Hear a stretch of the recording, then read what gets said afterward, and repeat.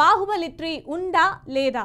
బాహుబలి ఈ సినిమా గురించి పని గట్టుకొని చెప్పాల్సిన పనే లేదు. ప్రపంచవ్యాప్తంగా తెలుగు సినిమా గౌరవాన్ని మరో స్థాయికి చేర్చిన సినిమా ఈ బాహుబలి. కాగా ఇప్పుడు మళ్ళీ థియేటర్లలోకి రానుంది బాహుబలి సినిమా. దర్శకుడు రాజమౌళి సృష్టించిన ఈ విజువల్ వండర్ కి కొత్త రూపం దిద్దుతూ Baahubali the beginning, Baahubali the conclusion అని రెండు భాగాలను కలిపి ఒకే ఎపిక్ మూవీగా చూపించనున్నారు. బాహుబలి ది ఎపిక్ పేరుతో ఈ నెల 31న ప్రేక్షకులను మాహిష్మతి సామ్రాజ్యంలో తీసుకెళ్లనున్నారు అమర శిల్పి జక్కన్న.